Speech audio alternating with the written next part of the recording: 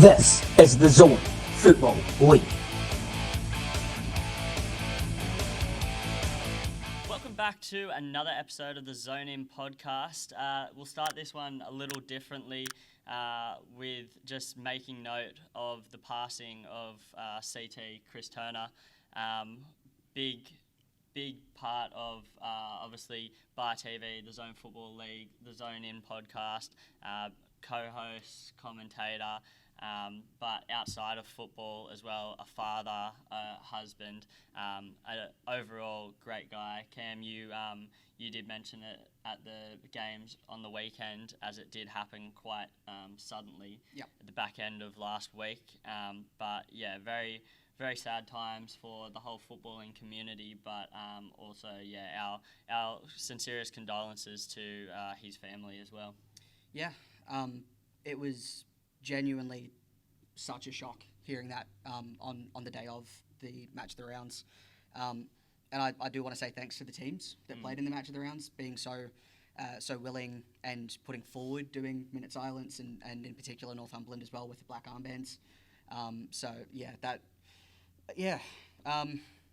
was it was a massive shock, and as you said, all of the great things about him, but the response we've seen from everyone, just getting around his family and sharing the love of how great of a person he actually was. You can see the love, and I mean it's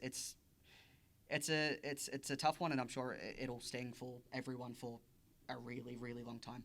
Of course, and you could really tell the impact that he made on everyone's life with the gravity of where the respect has come from since his passing.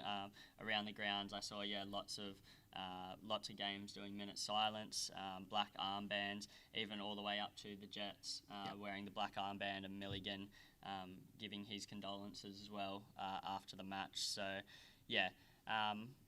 just finally again, it is a huge loss for all of us, and again our condolences to the families.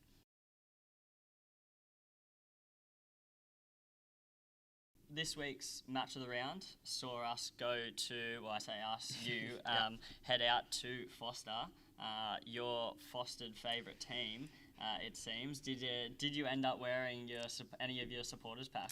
I didn't get the chance to. I did leave it at home, unfortunately. There was a few comments of, I thought you were going to wear it, and rightly so. I did say I would, and I didn't quite get there. But I mean, it was nice being up there, nice experiencing everything out that way. It was. I mean, every ground is very welcoming, but there was a lot of conversations going on about the trip actually getting up there, and how it all looks for the commentary, how it looks for setting up the cameras and all of that. But no, it was a very welcoming location, and although it would be nice if it was a bit closer, I didn't mind going there for the weekend for the two match of the rounds. Yeah, and look, that you did state that you'll have to get up there at some point in the season, so you've ticked that one off, fulfilled that promise. But a double header, first of its kind in Zone League. I'm sure as we go on, there may be a few more with clubs having teams in both men's and women's. We try and loop that in, but we will start with the first game played on the day, Southern United women versus Northumberland United women. That one ending in a tough 1-1 draw, and those goals as well coming quite late in either half. It was. As far as we've seen in the ZFLW, one of the strongest defensive displays from both teams.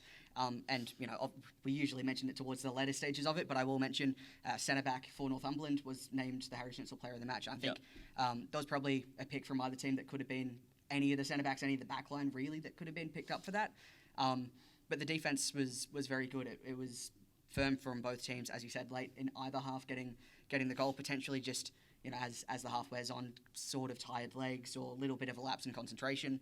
But the two goals were really well worked for Northumberland's that got the opener. It was a really nicely worked goal, just quick triangles down into the midfield, straight in the middle of the field. It almost looked like some tiki-taka, some Barcelona Prime-esque kind of thing, and the ball was played through really nicely. It was build-up was fantastic, but Kirsty O'Neill's finish was equally as nice, very Cross composed. goal, cross the keeper. Took her time in terms of composing herself and found the exact spot that she needed to.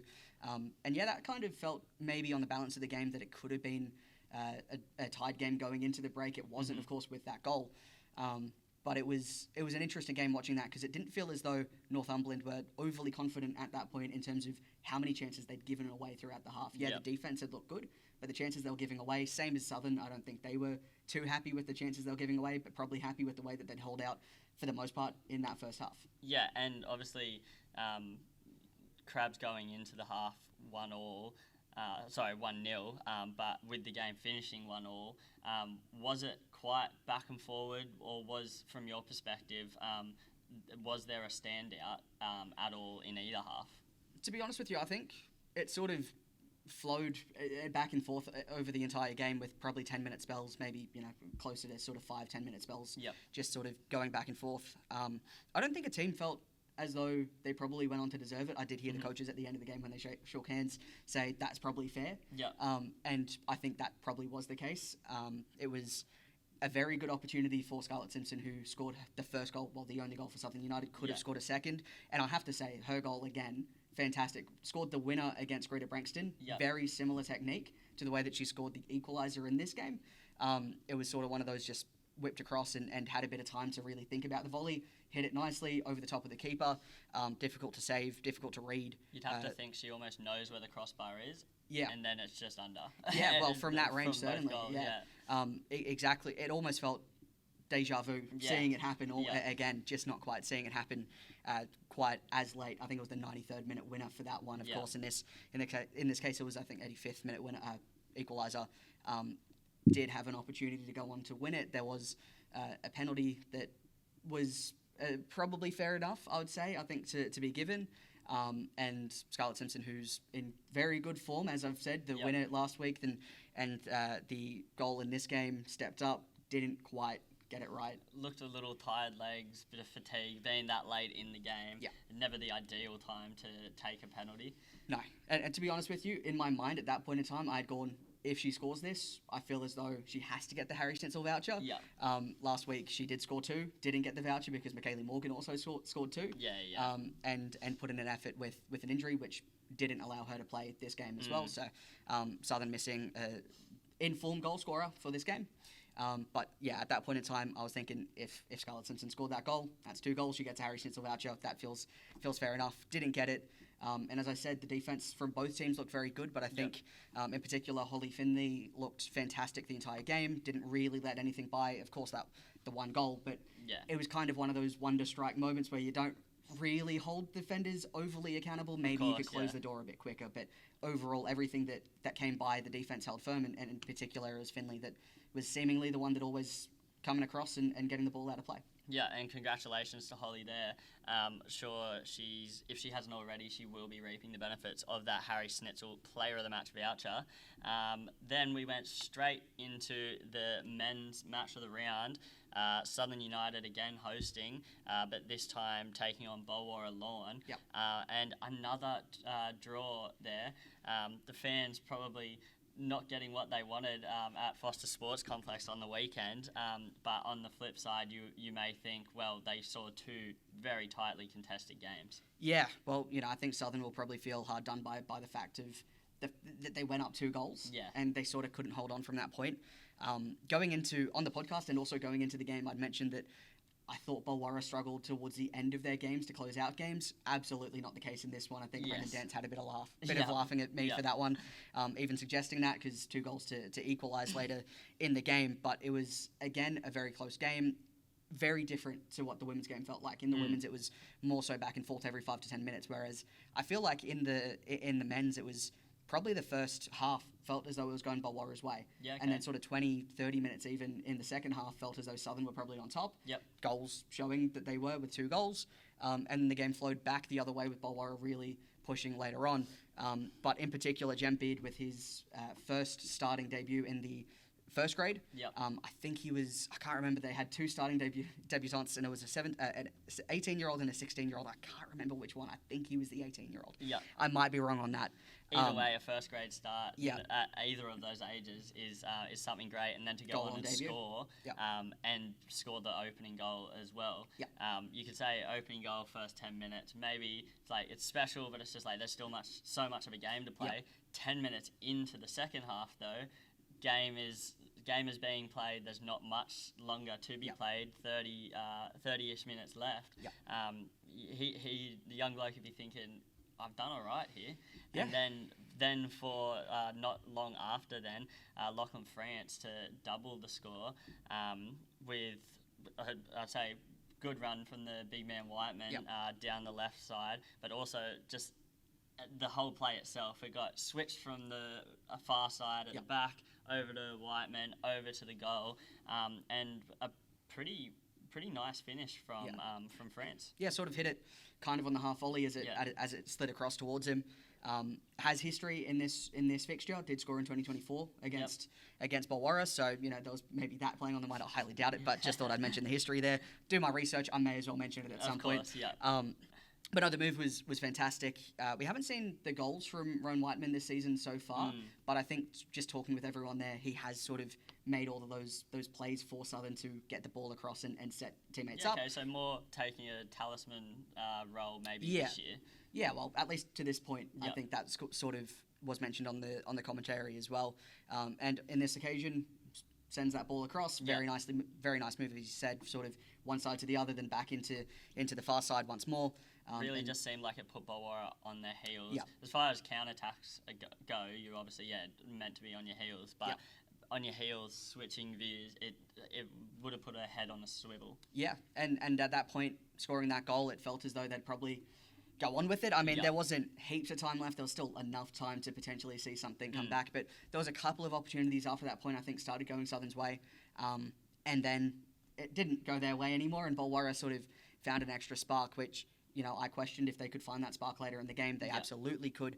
And Dylan Abella, who actually had gone down and was questioned With if a he head could, knock as if well, he had to yeah. go off or not. Yeah. I will say he got asked if he was concussed, is what I heard, and he said, "I hope not. I've got to drive home." So I feel like that's a safety check. Well Fair done. enough, yeah.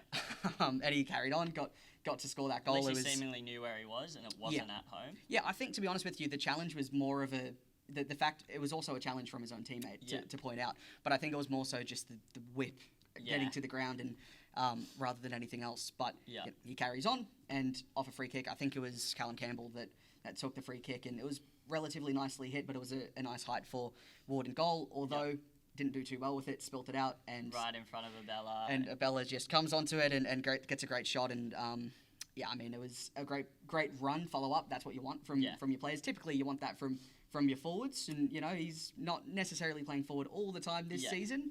And he had really the instinct to get in there, get the shot away, and nice goal. Yeah, and the reset from Bulwarra, you saw that they had that instant belief that, well, hang on a second, there's still 10 or so minutes here. Yep. We can pull this game back. Saw him rush straight back to the half, trying to get it going. Yep. And then, not long after that, only about 7 minutes, Riley Kent then scores for Bulwarra and levels it up. Yeah, again, it was a very nice move from Bulwarra to get the ball into that position. Nice little play over the top, the follow-up. Again, it was under pressure. Ward was coming out to potentially collect it. Kent was pretty confident to get that shot away. And I think there was frustrations from Bulwarra about getting those opportunities and not creating those opportunities earlier in the game. They started creating them later on. They get the pay for it. But again, questions of maybe if they could have gone earlier, they could have held out a little bit longer on the other goals. Yep. But I feel like at the end of the day, they're pretty happy with that. They went into the game, Bulwarra, with 4 wins on the bounce, looking to go 5 wins, which would have been on par with Olympics record in ZFL 1. Yeah. Aside from that, I think they would have been the best informed team across all 3 divisions. And that would have been great for them. They would have loved that. Don't get that result, but I'm sure they wanted to break the streak of losing in Foster. They couldn't do that either, but I'm certain they're happy with a point rather than no points when you're 2-0 down. Yeah, and I'm sure they would be disappointed of missing those extra 2 points as they still sit in third now after Nelson Bay having their bye. They could have jumped up and got closer to the top of that table, but now letting Minmai make the way there up the top with Nelson Bay second, Bulwarra in third. Yep. Obviously, top 3 finish in 7 rounds, still something to be quite happy about.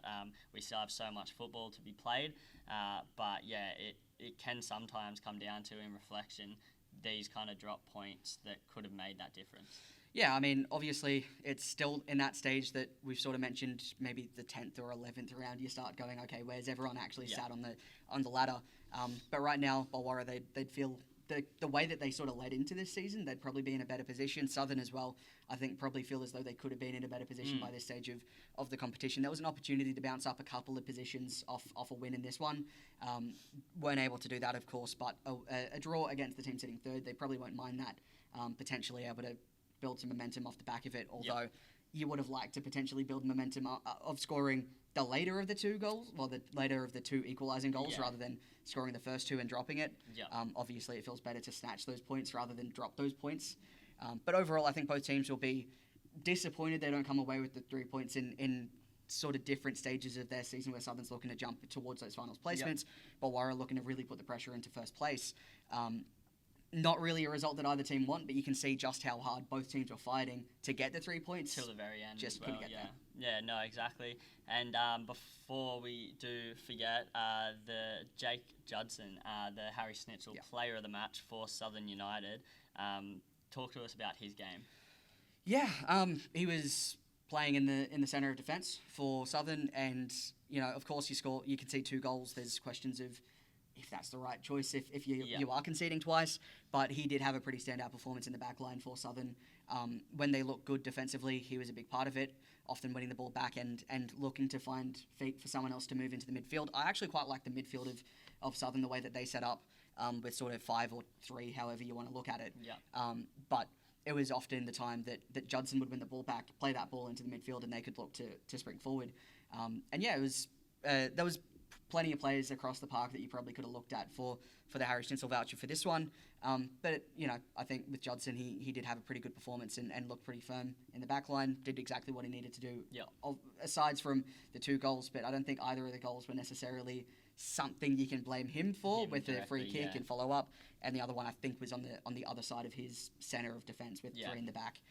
So not much you could do in that situation either. Yeah, and just interesting point you said there, the 3 at the back for Southern.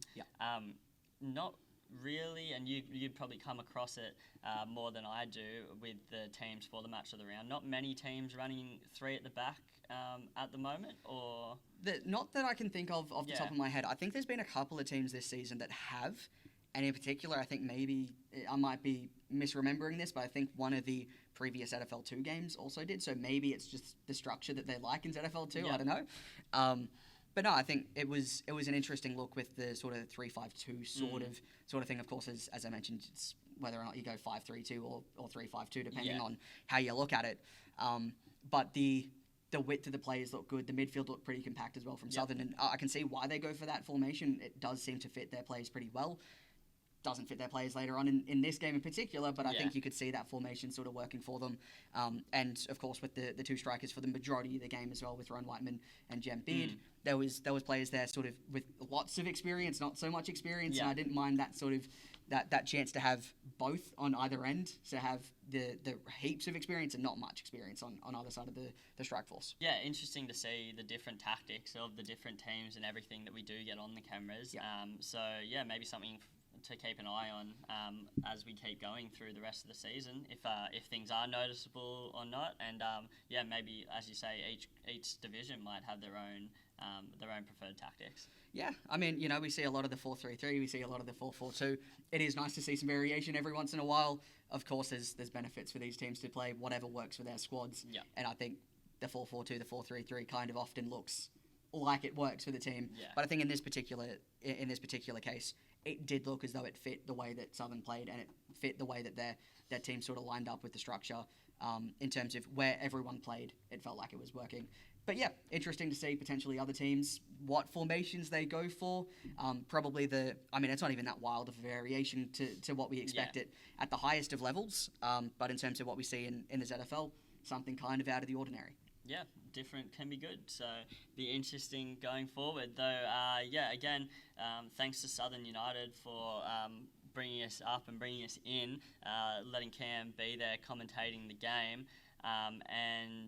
Two obviously very tough matches. So if you didn't get to catch them, definitely go back and have a look at those ones on Bar TV for the highlights. Just a quick break to talk about our amazing sponsors of the Zone Football League, starting with our match ball sponsor, Deploy Football, handling everything from screamers to shanks without missing a beat.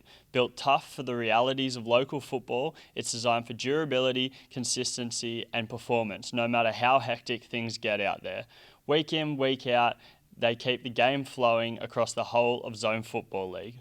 Again, for the 2026 Zone Football League season, our player of the match is proudly brought to you by Harry Schnitzel.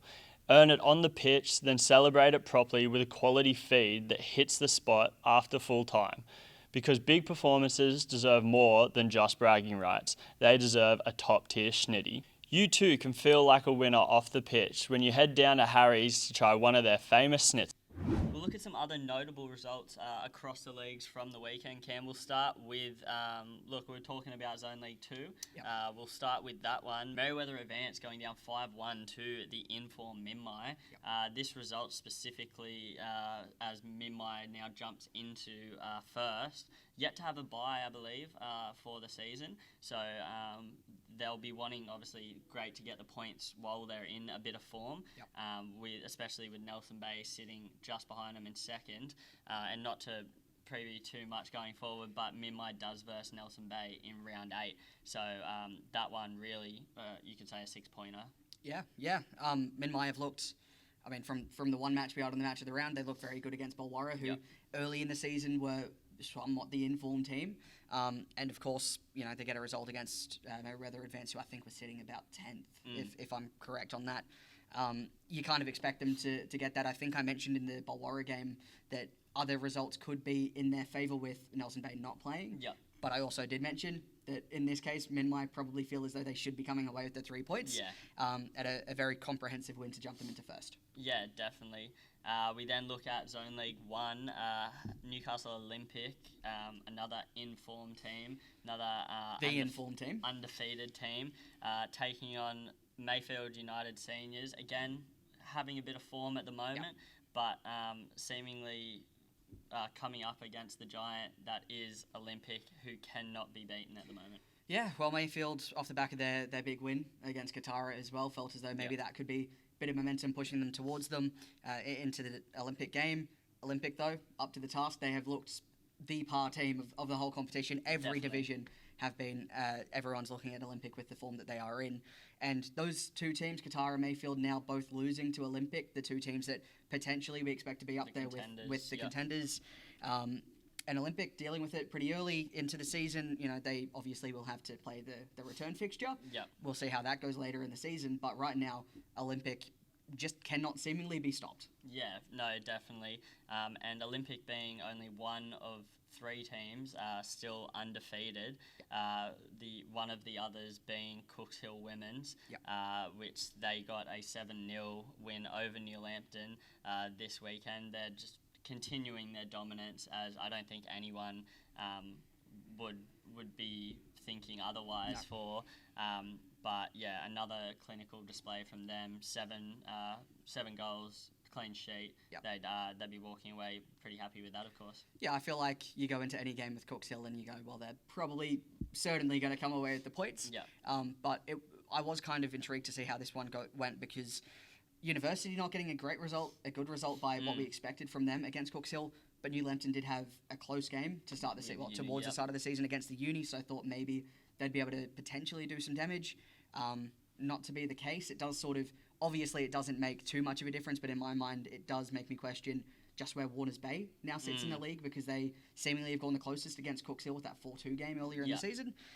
So I think that obviously as the season goes on, we'll see where teams move to and where they end up sitting. But I think it does just open up the ladder to go, maybe the 2nd to 4th teams might not be quite where we expect them, but the first team, of course, we know where they're going to be. Undoubtedly, yeah. Yeah, and finally we wrap it out with Zone League 3.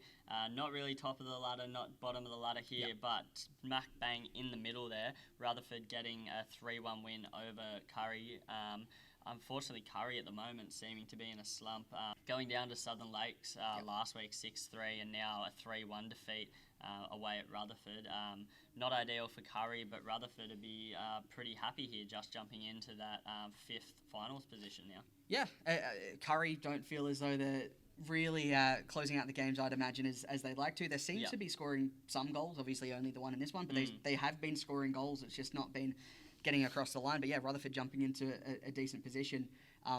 One of the few teams that I still haven't seen is Rutherford, so it'd be interesting to get to one of their games at some point and see how they do look. But off the back of that win against Curry, Curry are a team that you expect to be towards the top of the ladder.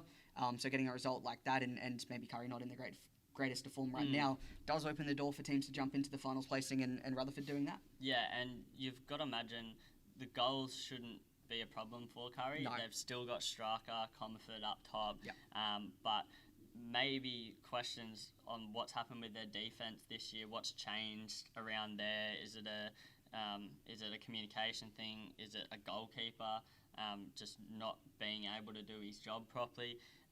It's an interesting one, but yeah, as we say, on the flip side for Rutherford, only coming into the comp last year, so maybe them missing out on finals could be excusable. But obviously the club and the squad themselves at Rutherford are pushing again in their second year, and really wanting to prove a point. Yeah, I think you can, as you say, kind of excuse not making finals in your first year. Yeah. But obviously you want to make finals, and if you can do it in your second season, you won't be too upset with it. But a result, as I said, against a team that we expect to be right up there in the competition, won't do them any problems with their confidence moving into the next couple of rounds. Yeah, definitely, and especially in that top level of Zone League 3, the top teams are performing quite well. Suburbs still getting their results. Charlestown, one of those other three. So the third team, I said that are undefeated. Them getting a result against Medowie, so just keeping them at bay. But then we do look at the highest goals of the week, which was another Zone League 3 club pushing to the top. Maitland Juniors unfortunately going down 10-0 to the hands of Merewether United. Not a scoreline you see very often. No. We've got a few high scoring games on there, but usually there's a couple of games that we have to kind of pick and choose from out of all of them. Or at least the amount of goals is split almost evenly between the two teams. Yeah, we've seen a few 4-3s or that sort of stuff, but yeah, 10-0 is certainly, I'd imagine, outright. There's only one other, which was Cooks Hill women's. So another 10-0. Yeah, for the men's, it's up there. Yeah, they're tied for the highest of all of the season, which we haven't said anything, but I'm deciding now. We're going to give an award for that at the end of the year. There'll be an award for sure. So that'll be something to keep in mind. But yeah, the Merewether United team getting on par with Cooks Hill United women's there. Lastly, to wrap out this episode of the podcast, we do look at our next match of the round fixtures. This weekend, round 8, Saturday, 2:30 p.m. sees New Lambton Juniors take on Greater Branxton at Novacastrum Park. New Lambton, not one of the names we mentioned in the previous part of this episode in Zone League 2, but they are up there, currently sitting in 4th place, 13 points, and Greater, who they're coming up against on the weekend, in 6th place, so only 2 places below, but a 6-point buffer between the two of them. We have said earlier in this season that Zone League 2 seemed to be the tightest, the most contested league that we do have out of the 4, but seemingly with these two comparisons, the gap is starting to expand a little bit, and New Lambton, I'm sure, will be hoping to make that gap even larger. Yeah, well, we sort of mentioned a couple of times now that there's a few 6-pointers coming up, and this is one of those where potentially you can't quite pull yourself towards the finals placements. Well, you can get closer, but you can't quite jump New Lambton here for Greater Branxton. But it's an opportunity for them to close that gap and deny points being gained on them above them. So I think, it's a matchup that is one we haven't seen. So I'm very excited to see how they actually pair up against each other. Won't be at the games this weekend, but I'm sure I'll flick it on and have a look at how those games are progressing. Yep.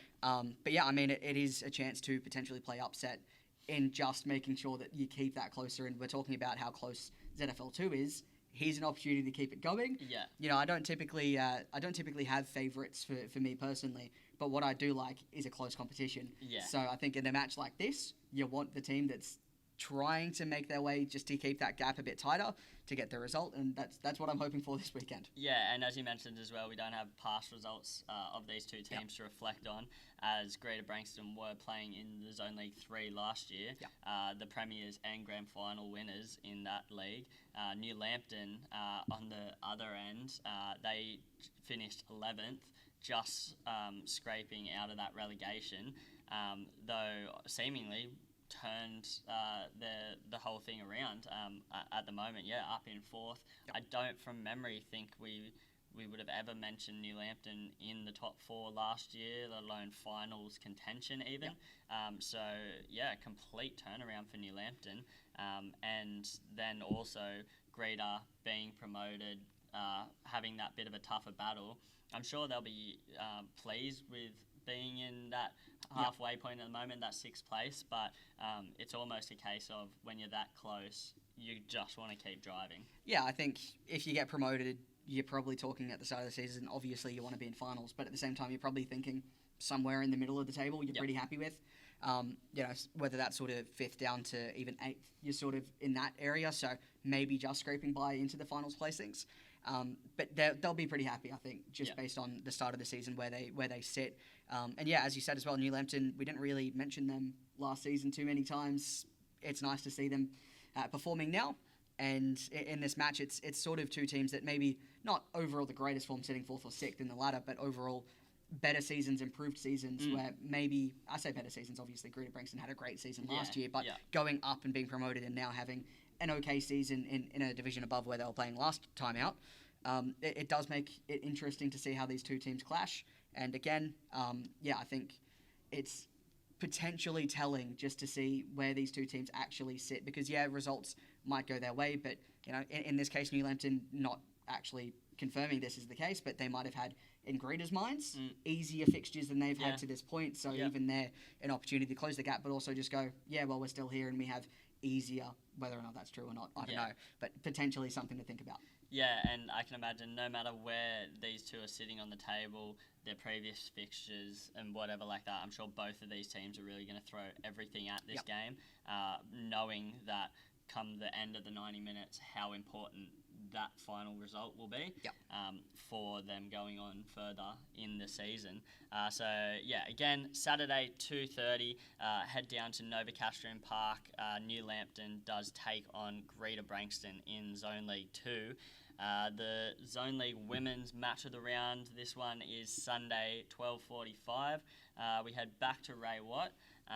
Yourself and Nick Forsyth were commentating the last game we did at Ray Watt, which was against Warners Bay.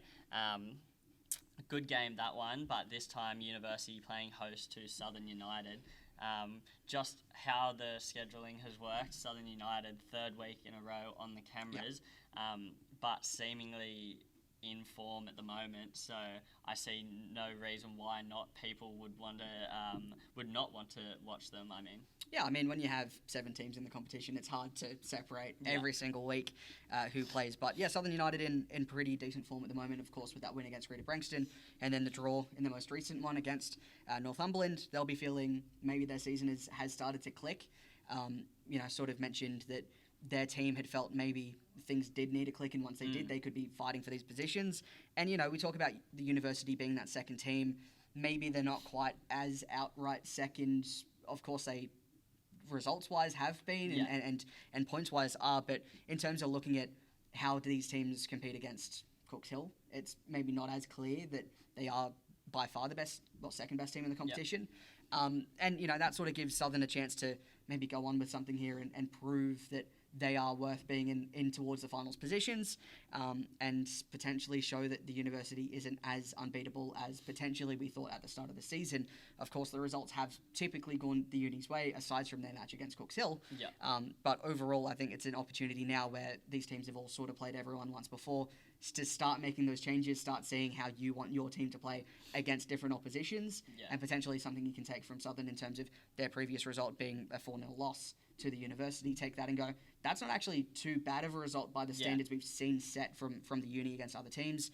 A draw from Southern against Northumberland. The Uni beat Northumberland 7-2 earlier in the season, so there's potentially something there to just keep in mind and potentially grab at for this game. Yeah, and as you say, the last game's result between these two did end 4-0 to the Uni. Yep. But these first 7 games, you'd have to think everyone's trying to feel out the competition, feel out the other teams. You've now had one go at each other. Yep. There's no more secrets, no more mystery kind of thing. And with especially Southern, they've got 4 points now. Those 4 points coming from their last 2 games, it is really riding itself to seem like, okay, Southern have clicked here. Yep. I'm sure for the back end of this season, they'll be very keen to reverse everyone, but especially Uni being like the first game they played in the Zone Women's, I can imagine they'd be coming back for maybe a bit of revenge. And University, hopefully on their side, not too complacent about that result, some other results they've had, thinking that, this will be a walk in the park. Yeah, I mean, to keep in mind as well that Southern could have had the win in their match of the round last time out with that penalty, with essentially the last kick of the game. Could have been a different storyline, could have been 2 wins on the bounce looking to go into this one.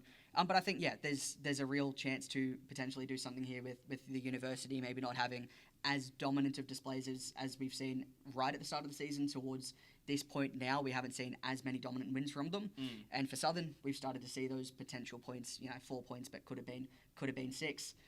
To be fair, it also could have been 2 with the late winner against Greater Branxton. So it's really on a knife's edge with the way that they are going. But I enjoy the way that I've seen Southern play the last 2 rounds. And whether or not that's the way they were playing beforehand, I'm not sure. But the last 2 rounds in particular, they have looked like a very good side. And in particular, they wanted to work on their defense and making sure their keeper wasn't under as much pressure as she was against Greater Branxton in their last round. They did that against Northumberland, only the 1 goal conceded. And it was a very nice move that they did concede to. So I think maybe, those things have changed. And as we've both mentioned as well, you now know sort of what to expect from a competition. You can go back and even watch the previous match of the rounds for these teams, because the Uni's been displayed a couple of times now. Go back and look at that. Also take off the experience you had playing them. And I think the sort of the second third really of this season, I feel, is a great chance to make those changes, see what works, see what doesn't. And then that final third of the season where you really start going, okay, we need to make sure we're in the finals, and if we are, we can fine-tune some extra bits and pieces. Yeah, and few injuries, as you said. There's still Southern with some injuries. I'm sure Uni have some injuries, whether big losses or not. Everyone's starting to get those little niggles, little injuries that can kind of affect the momentum of a team. So as we come into this middle third, I guess, of the season for both the men's and the women's, we may start to see some tighter results, some shock results, and everything, which is especially exciting. I'm sure I know we're both on the same page with those kind of results, and thankfully we get to bring one a week to you guys live on the cameras from the men's and the women's. So reminder for that one, again, Sunday 12:45 at Ray Watt, Southern United coming down to Newcastle to versus University of Newcastle. Cam, been another great episode, 2 great games on the weekend, 2 more to come this weekend, I'm sure. Again, very saddened, everyone in the community, by CT's loss. We hope the family and everyone that was close to him are doing well. But besides that, it's been another episode, and we'll catch you next week. Cheers.